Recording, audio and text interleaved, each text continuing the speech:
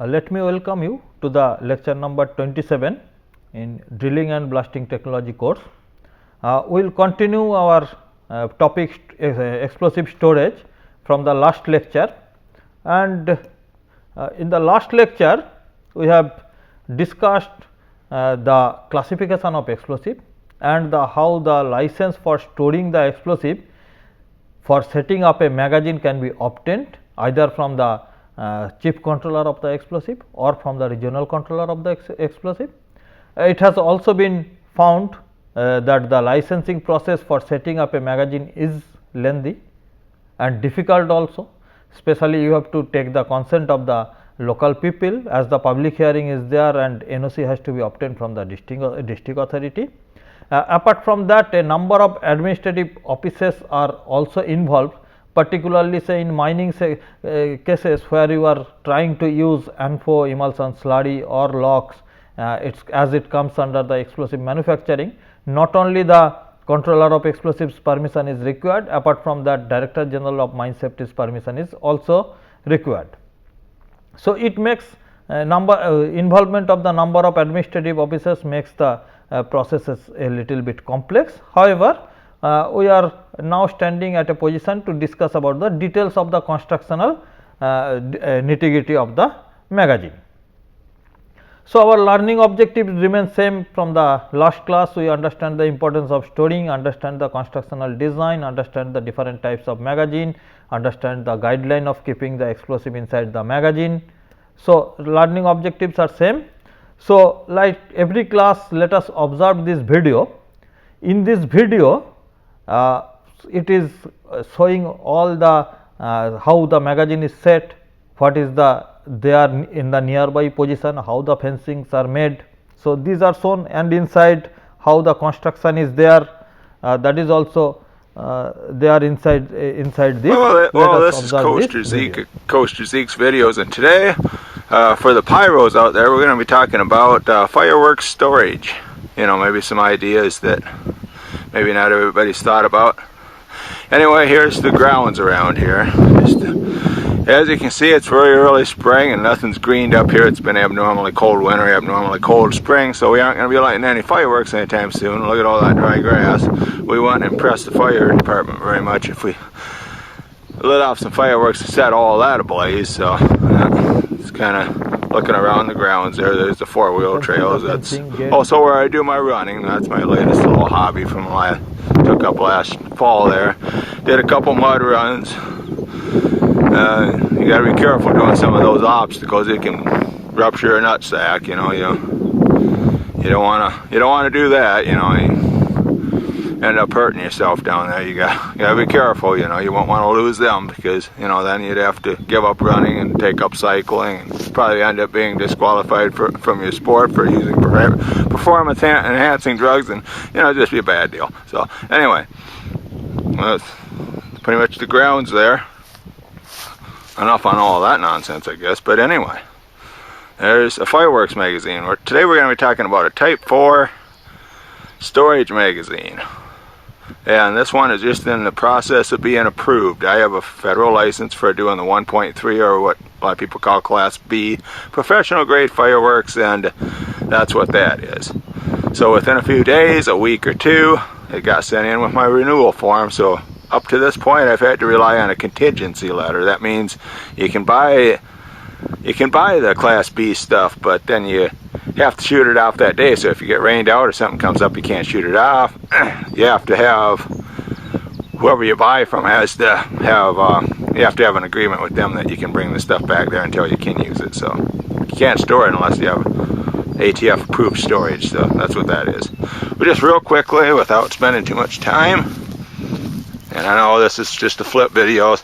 Was going to get the GoPro out, but haven't really gotten the attachments for that yet. So you see, you gotta have gravel all the way around it. Probably put a little bit more around it, but everything is covered up the way that the agent would want it to be. So if they in fact come out and look at it, so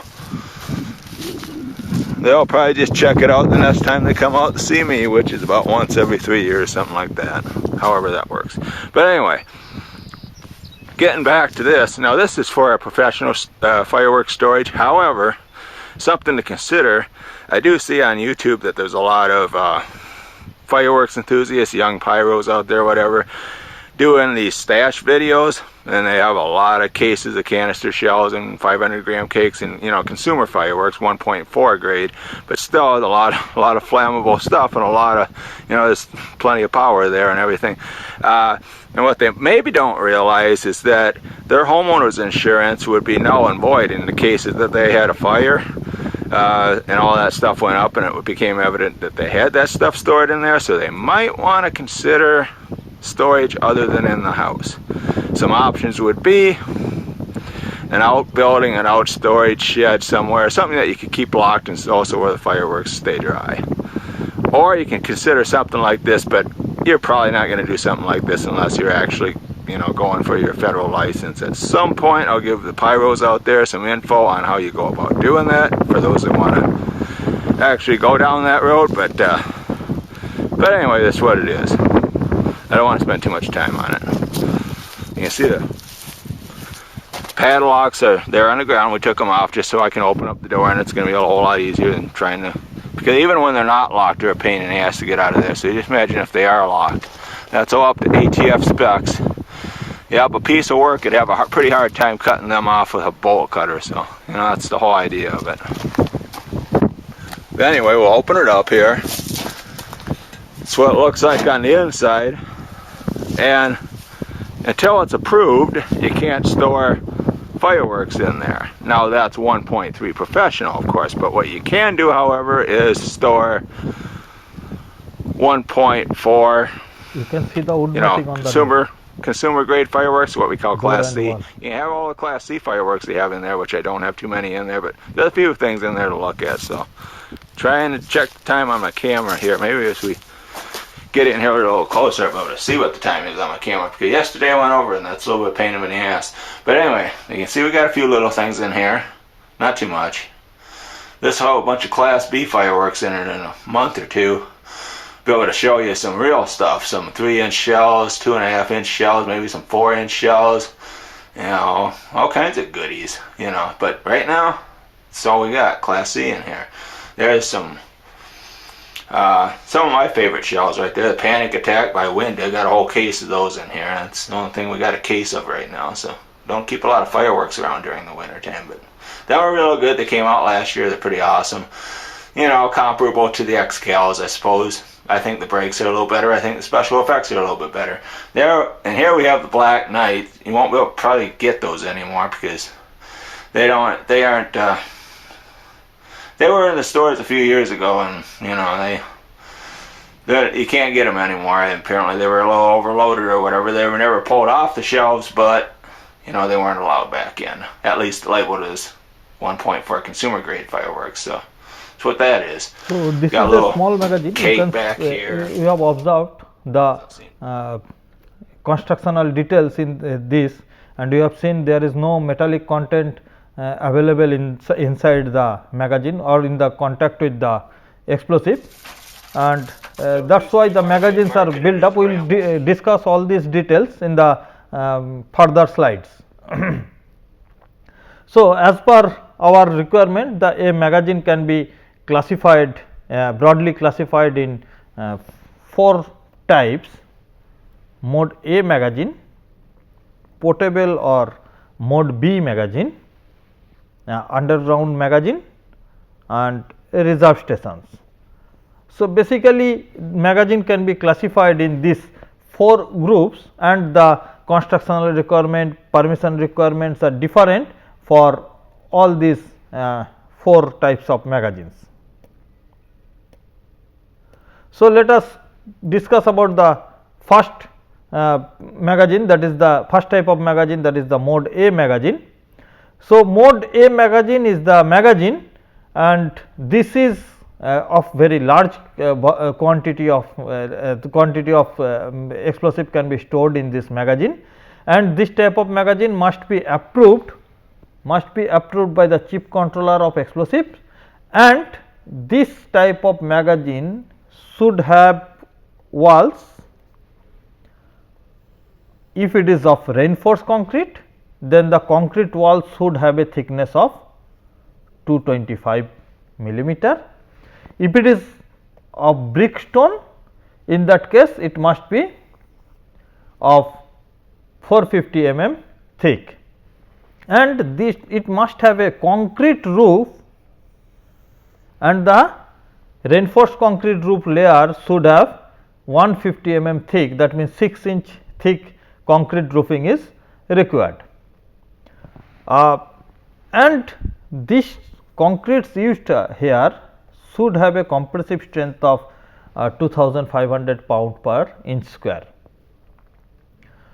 All the interiors, the benches, shelves, fittings constructed or lined should not have any iron or steel which can come into the contact of explosive. So, all the places the explosives should not come into the contact of iron or steel, so that prematurely it can be initiated by the induced current in those. So, that is why you have seen in the video also the in the interior the wooden mats are provided, so that it gives the insulation to the explosive from the outer concrete or outer iron, whichever is available with that. So, this is another important point must be carried out while mode A magazine or any type of magazine are being constructed. One ventilator must be provided, or one or more ventilator must be provided into the magazine for ventilating the air inside, so that heat cannot be accumulated and the gases generated from the explosive must be taken out. So, one ventilator is required in the top and in the side walls. If the capacity of the magazine is less than equal to 500 kg, 2 or more for the more than 500 kg, and this is the specification of the ventilator. And jet shaped ventilators are always wished, so that no one can throw any material inside through the ventilator. So, that is why this is essential requirement of being jet shape for the ventilators which are used in the mode A magazine. Second, the next requirements are the doors. There must be a door to enter into the magazine. The door must open outward. We have also seen in the video, the door must open into the outward, and it should fit tightly. That means there should not be any gap between the doors and its frame, so that anyone can be sent through that gap. So, it should be fitted tightly with the frame. Door must be constructed of steel plate at least 5 mm thick, so that no one can break it easily, and should have the internal lining of wood. You have seen in that video the door had the internal lining of wood. So, that is the requirement, and the door lock should have a deadlock type. You have seen that door had the deadlock type, so that no one can easily open the door. A mode A magazine may have internal door, may not have internal door, that may be required, may not be required, that depends on that. If the internal doors are provided, then the doors should be made of wood, and it locks fittings should be of non-ferrous material, that means it may be aluminum or something like that, it should not have the magnetic property. So, that is why it should be of non-ferrous metal must be used for the locks and fittings of that one. So, this is the door you have seen, in utmost care is taken, so that the steels used in the door should not generate any magnetism for generating electricity or immature ignition of the explosive. Sufficient windows must be provided, openable windows. Generally windows are provided so that the light can enter, or for better illumination inside the magazine. windows must be openable outward similar to the door, and again it must be very strong, at least 5 mm steel plate will be there for the window, and again the window should have a wooden lining, so that the plate so that the steel plate will not hinder the immature initiation of the explosive. Say there must be a separate room of storage of detonator and explosive, okay, of class 6 division 3 if stored within the magazine. In fact, if the space is not sufficient, then the magazine different magazine must be there for the explosive and detonators, and if in the same magazine explosives are and detonators are kept, then the separate room must be there for the detonator and explosive, or the significant partition must be there between the detonator and explosive, so that the detonator may not initiate the explosion in the explosive. So, because detonators are electric detonators with the stray current, it may be initiated unwilling. So, that is the possibilities of detonation of the detonator is more than the explosive, but the effect of the detonator detonation is local. So, it is strongly unwanted that the detonation of the detonator should not prematurely initiate the explosive. If the explosion occur in the explosive, then the result will be very severe. So, for that, for avoiding that, we should not keep detonator and the explosive together, then the in any accident the explosion will be very high. There must be an internal volume not less than 0.4 meter cube should be kept for 100 kgs, each 100 kgs of explosive. So, for dissipating heat, proper ventilation, this much of space must be kept for as a free volume for 100 kgs of explosive, apart from the spaces available for the movement of the person inside the magazine. Now, this is the safety distance. This is the safety distance bar chart. It is available in Pradhan's book. So, the schedule 8 states the safety distances in a tabular form, which are to observe in the factories licensed for manufacturing of explosive or from the magazine licensed for storage of high explosive. So, these are the magazine capacity. These are the magazine capacity, these are the internal safe distance, these are the outside safe distance, and this is the outside safety distance for the railroad, this is outside safety distance for the houses, offices, factories. So, this is if you are having this say magazine capacity is of 2 ton, then the internal safety distance is 31 meter for ZZ category of explosive, that means the most dangerous explosive. There must be 118 meter safety distance from the road, rail like that, and there must be 226 meter safe distance is required from the houses, offices, factories available in the nearby. So, we have to search out a site which following this criteria for setting of a 2 ton capacity of magazine. So, this is the safe distance requirement. This is the safety distance requirement in the mode A magazine.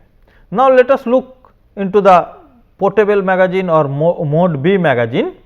So, mode B magazine must be approved by the chief controller of explosive and should have the wall of steel plate. So, these are portable magazine. So, this can be moved from one place to another place. So, that is why this will be made of steel plate of at least 5 mm thick. Roof is also of similar 5 mm thick. Interior lining must be of 10 mm thick on walls, doors, ceilings with wood fitting boards or woods, as you have observed in the video, and there will be no iron or steel exposed to the interior, so that explosive may come in contact with that. And in this type of magazine you must provide 0.65 meter cube of interior space for 100 kgs of explosive. You can observe this is little bit higher than the earlier one. The reason is that it is made of steel plates. So, the internal temperature may arises rises more than the concrete type of magazine, and maximum volume shall not exceed 2 meter cube inside the per 100 kgs of explosive. So, this is the requirement has to be followed for the mode B or portable type of magazine, which is made of the steel plates. Again we have to provide the ventilation.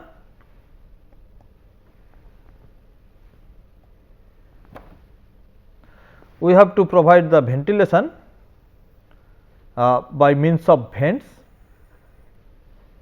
and these vents should be of adequately protected. So, this type of vents are in general provided, so that no one can send anything inside through those vents, and that is why inside it will be protected.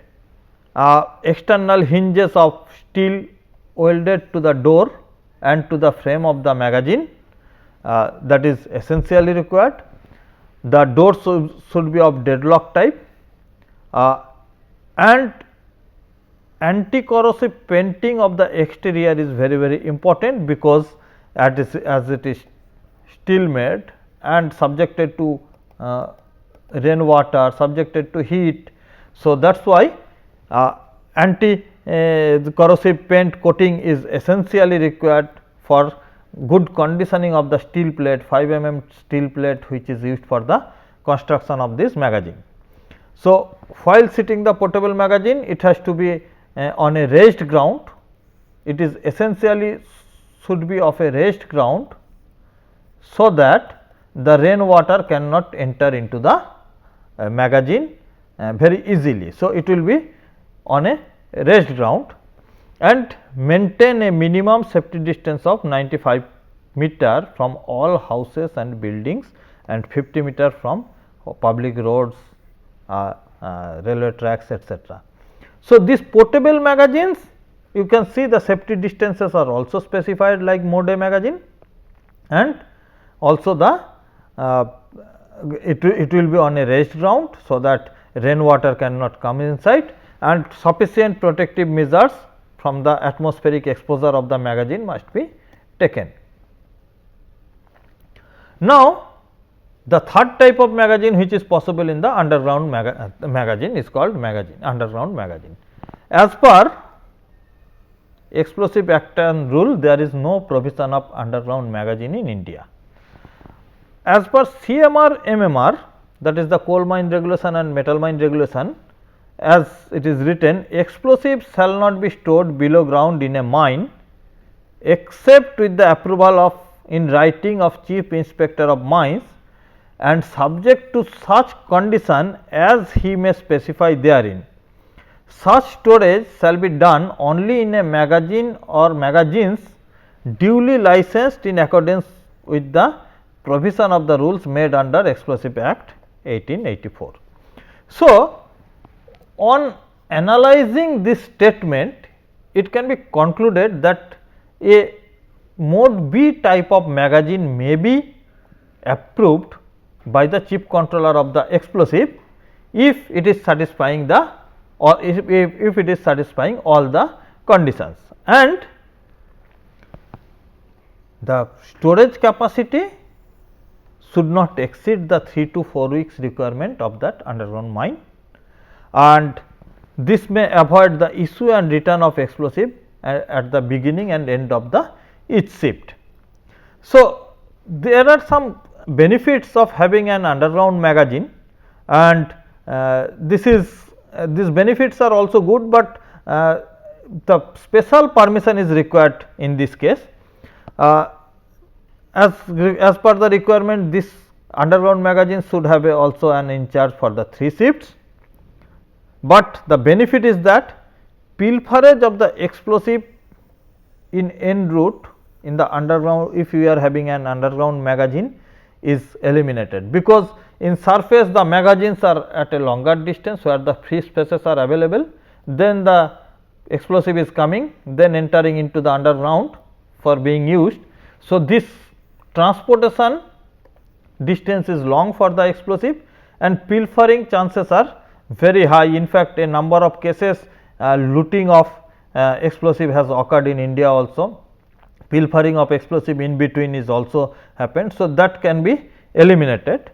So, and this will also allowing that instead of carrying explosive in every shift, that means issuing of explosive at the beginning of the shift from here, carrying that manually to the underground, these are being eliminated. So, the safety requirement, safety standard will become high, because the manual handling of the explosive is being reduced in the, if you are having an underground magazine. So, the requirement could be transferred through on weekly rest days, thus explosive cannot be on weekly rest days, the explosive may be transferred from the surface to the underground and kept in the underground. That time no one is there in the cage. So, it is creating a safer the condition of using explosive. So, having an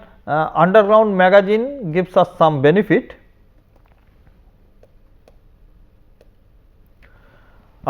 Reserve station is also another type of storage place, very temporary. This is very temporary storage place of explosive in the underground. The places in the underground working identified by the manager for the purpose of keeping temporary storing of explosive. That means, if there is no underground magazine, the explosive is taken from the surface, then through cage the explosives are transferred to the underground. This is the manual carrying of the explosive, or maybe explosive is carried in a approved type of boxes. Then before sending them to the blasting phase, say this is the blasting phase where it is supposed to be used. So, before sending it up to that, because some machine may be under operation there, maybe drilling is carried out there. So, in that case the temporary storing of the explosive is required, and there must be a reserve station where these explosives are kept for the temporary storage till the phases become clear for transferring the explosive to the blast phase, then blast at that place and taking out the rest explosive to the surface. So, this temporary storing place of the explosive is called the reserve station, and the reserve station must be identified by the manager. This must be identified by the manager and mark it as the reserve station. This reserve station must be frequently visited by the work personnel, so that pilfering of the explosive cannot be done. Roof must be dressed properly, there should not be any overhang, so that will fall on the explosive and give the shock for the premature blasting of the explosive. Second is that it must be whitewashed, so that the visibility is very high and properly fenced, and reserve station signboard must be there, so that incompetent person should not enter into that place, only competent person should be allowed. So, these are meant for keeping the explosive in a secured manner in the containers, and the detonator in the detonating boxes issued to the shot firer blasterer for use during the shift only. So, this is reserve station. Over the shift explosive should not be there. Reserve station will get the explosive in the during the shift hours, and before end of the shift hours the explosive remaining explosive from the reserve station must be taken out to the surface.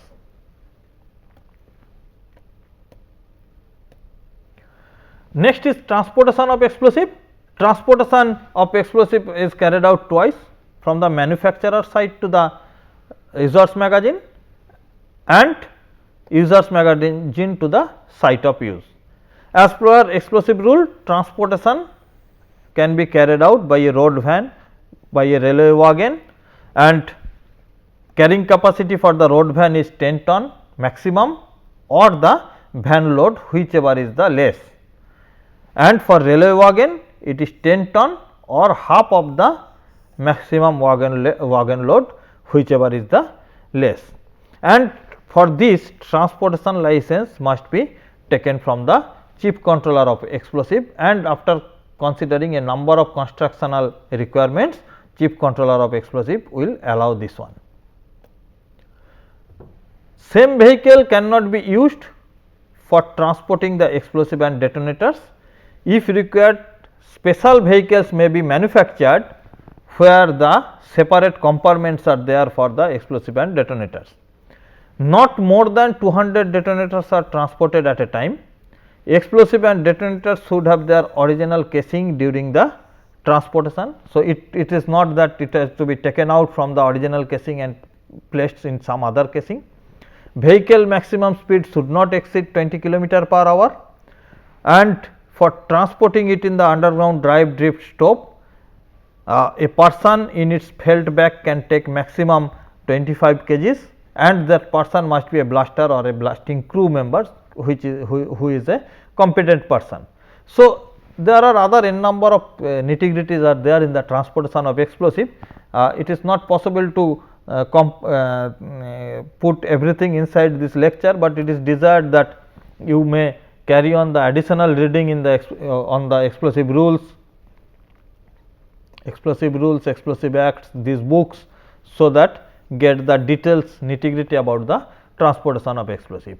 So, this is the end of our topic storage and transportation of the explosive, and so from these two lectures I expect that you are able to understand how the explosive can be stored, what are the classifications of the magazines, in which magazine how much explosives and detonators can be stored, and how the license for those can be obtained, and how the explosive can be transferred, what are the security requirements there, that must be studied by you from this recommended literatures. So, I think this is the end of this lecture. Thank you.